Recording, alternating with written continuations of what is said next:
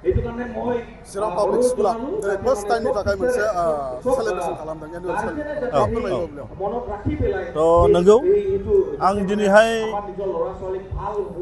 नैबे प्रग्रामाव मीडिया नोंथांमोनहा फैनानै जोंनि प्रग्रामखौ कभारेज खालामफैनायनि थाखाय आं गासैबो स्कुलनि जानानै आरो मेनेजमेन्टनि जानानै आं गिबियाव नोंथांमोन मीडिया पार्सन्सफोरखौ आं बरायनानै लाग्रोबाय आरो गोजोननाय जासिग्रोबाय दा नंगौ जोङो नैबे स्कुलखौ 2019आव जों आरम्भ खालामनाय जादोंमोन जेब्लाहाय जोङो नुबाय जे 2003 सनाव जोंहा बीटीसी एग्रीमेन्ट जाबाय दा बे बीटीसी एग्रीमेन्ट जानायनि उनाव मोनफानिफ्राय जोंनि चिरां बिसेसके काजलगावखौ डिस्ट्रिक्ट हेडक्वार्टार हिसाबै डिक्लेयार खालामनाय जाबाय दा बे हिसाबै गोबांथार government अफिसफोर court कासारि DC office SP office गासैबो मोनसेनिफ्राय मोनसे फैजोब्बाय तो जों नुबाय जे चिराङा जुदियो मोनसे समाव बे काजलगाव बा बे खाथि खाला ओनसोला गोदोसोनानै थानाय एरिया बा मोनसे गन्डगलनि परिबेसजों विभिन्न दावराव दावसिजों जोङो मोगा मोगि जाबोनांदोंमोन जायनि थाखाय गोबांथार जोंनि प्रतिभा गोनां एबा जायफोरा पटेनशियेल गोनां जोंनि इयुन जोलै उन्दै उन्दै गथ'फोरा गोग्गो आरो गोजौ सोलोंथाइ लानायनिफ्राय एसेब्लाबो गाहायाव थानांनाय बादि जादोंमोन दा नैबेखौ साननानै जोङो गोबांथार बै समनि इन्टेलेक्चुवेल्सफोर जायफोर जोंनि दैदेनगिरि बिथांमोन बिसोरखौ जोङो सावरायदोंमोन जिहेतु आंबो सासे एडुकेसन बेकग्राउन्डनिफ्रायनो फैखानाय मानसि आंबो मोनसे कलेजावनो फोरोङोमोन मोनसे समाव तो बे हिसाबै जों सावरायलायनानै बेयाव माबा मोनसे खालामनो हायो नामा बेखौ जों सावरायबाय जों गोबांथार कलेजफोर स्कुलफोर गायसननायनि जों प्लेनिंखौ लानाय जाबाय गिबियाव नंगौ जों बेयाव मोनसे कलेज गायसननायनि प्लेनिं लादोंमोन किन्तु बै बोसोरावनो जोंहा मिनिस्ट्रि अफ HRD बिनिफ्राय जायखौ बुङो NCT national council of teacher education बिनिफ्राय जोङो मोनसे टीचार ट्रेनिं कलेज खुलिनो थाखाय पारमिशना 2 years माने 2 बोसोर B.Ed कलेज खुलिनो थाखाय पारमिशनखौ बै समनिफ्राय बन्द खालामदों आरो बेनिफ्राय बेराफारसेथिं सरकारनिफ्रायबो प्राइवेट गभर्नमेन्ट जिथुनाखि प्रभिन्सियेलाइज खालामनायनि प्रसेस बेफोरखौ मोनफानिफ्राय मोनफा बन्द खालामबोबाय थादों गतिके जों सानबाय जे जों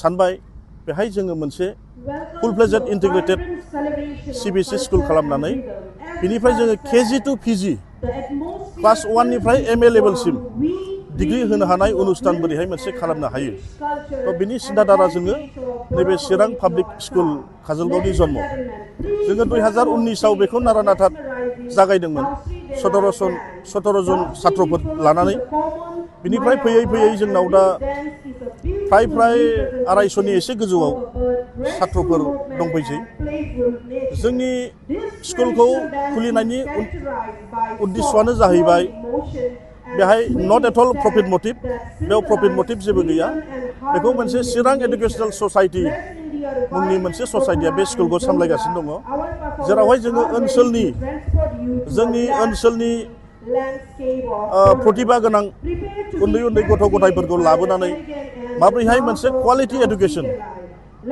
मोनसे आबुं सोलोंथाइ आरो गोजौ मानदान्दानि सोलोंथाइखौ जों बोरैहाय होनानै बिसोरनि जिथुनाखि सिङाव आन्दोआव थाखुमानाय बिसोरनि जिथुनाखि पटेनशियेलफोर बेखौ जोङो मोखाङाव लाबोनानै माने बिसोरखौ गोजौ फारसे दैदेनलांनो हायो दा बे हिसाबै जोङो मोनसे खम बेसेनाव गुन गोनां सोलोंथाइ बेखौ जों बोरैहाय होनो हायो मानोना नोंथांमोनहाबो मिथिगौ जे बे ओनसोलाव गोबांथार ओनसोलानो जोंना सोरबा दिन हाजिरा मावग्रा लेबार मावग्रा बा आनएमप्लयड बा कृषकफोर बेफोर एरियानो बांसिन दङ गतिके जाहाथे बिसोरनि गथ' गथायफ्राबो गोजौ फिसनि थाखाय जिथुनाखि सिगाङाव सोलोंथाइखौ लानो हायामोन बे समस्याजों जाहाथे मोगा मोगि जानाङा जों बेखायनो बयखौबो इनभाइट खालामदों नोंथांमोनहा फै बे स्कुला नोंसिनिनो रायजोनिनो स्कुल खम बेसेनावनो गुन गोनां सोलोंथाइ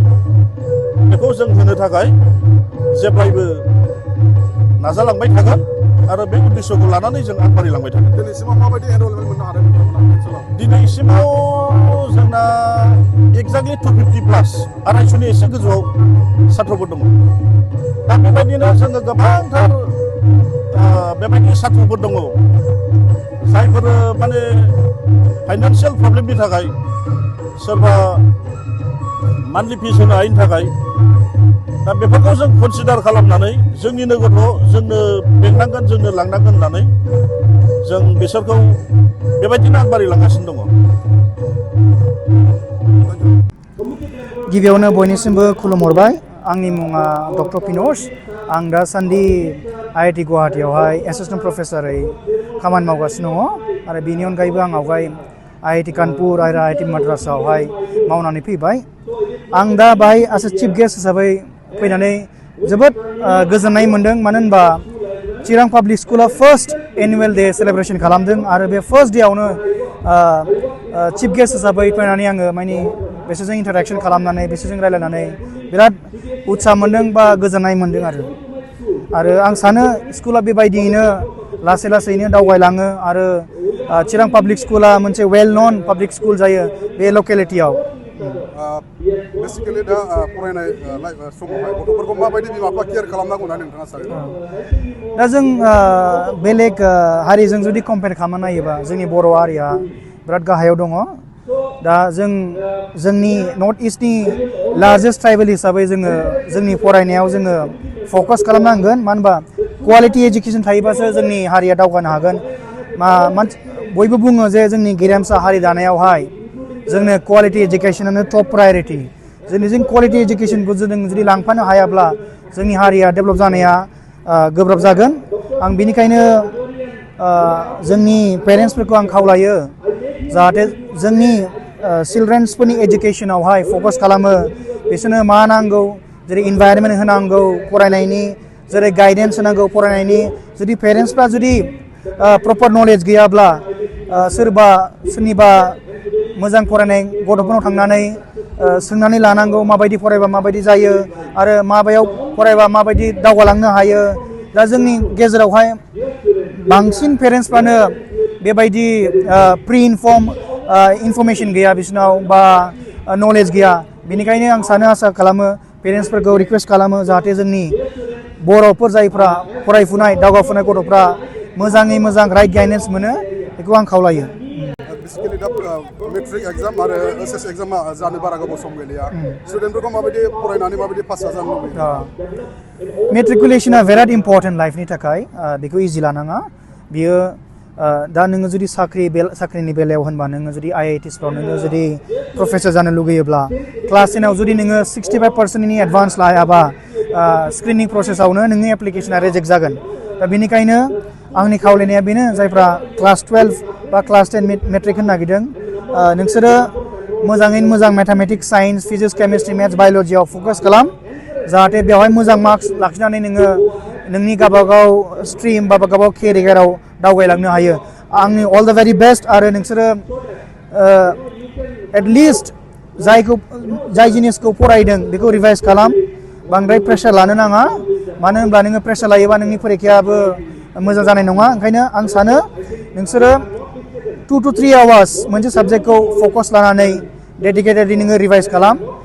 जाय जिनिसखौ हायो नों मोजाङै रिभाइस खालाम। जाय जिनिसखौ हाया नोङो मोजाङै नाय, नाथाय खिन्थु हायै जिनिसखौ नोङो दा ट्राइ दा खालाम। हानाय जिनिसखौ नोङो मोजाङै फकास खालाम। टाइमखौ माबायदि फल' खालामनांगौ? टाइमफोरखौ माबायदि राननांगौ एज ए स्टुडेन्ट आंथ' मेट्रिकुलेसनाव प्रिपेरेसन खालामनायाव एटलिस्ट 7 to 8 आवार्स आङो फकास खालामदों, फरायदों। आरो आंनि PhD समावबो जोङो फकास खालामनानै डेडिकेट खालामनानै मेगन मेसेबनानैबो फरायनानै जोङो पास खालामबोदों। आरो फरायनायानो सबसे आंनि साननायाव गोरलैसिन। मानो होनबा गोदोनि समावथ' लाइटबो गैयामोन, बाल्बबो गैयामोन बा इनभाइरनमेन्टबो गैयामोन। दानि जुगावथ' लाइटबो दं, गासिबो दं, फेसिलिटिस दं। आं सानो फरायनायखौ मोजाङै स्ट्रं फकासै आखायाव ला आरो इनभाइरनमेन्ट हो आरो दावगालांबाय था।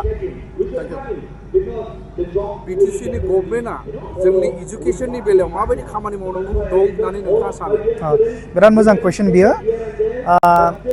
जोंनि BTC गभर्नमेन्टआ दा जोंनि जायगायावथ' अलरेडि इनफ्रास्ट्राक्चार फैखाबाय रड कमिउनिकेशन गासिबो दंखाजोब जोंनि नांगौ दा top must quality education BTC आव एजुकेशनखौनो जुदि टप प्रायोरिटी लायोबा जोंनि BTC एरिया डेभेलप जागोन लासै लासैनो जोंनो नोङो IAS IPS बा प्रफेसर नांगौबा जोंनो क्वालिटी एजुकेशन गैयाबा जों मोननाय नङा ओंखायनो आं सानो BTC खौ रिक्वेस्ट खालामो एजुकेशनखौ टप प्रायोरिटी आखायाव लानो आरो जा इनभाइरनमेन्ट क्रिएट खालामनो BTC आ बेखौ इनभाइरनमेन्टखौ क्रिएट खालामनांगौ आरो जोंनि BTC आवहाय बयबो फरायसाफ्रानो क्वालिटी एजुकेशनखौ मोननो हायो आरो इनभाइरनमेन्टखौ मोनो आं बेखौनो खावलायो BTC गभर्नमेन्टखौ इनिशिएटिभ्स ला जायफ्रा एजुकेशन डेभेलपमेन्टनि क्वालिटी एजुकेशननि थाखाय इनिशिएटिभ्स ला प्रग्राम्सफोर ला आरो एक्सप'जार हो गथ'फोरनो आरो स्मार्ट क्लासरुम बिदि फेसिलिटिस लेब फेसिलिटिस बेफोरखौ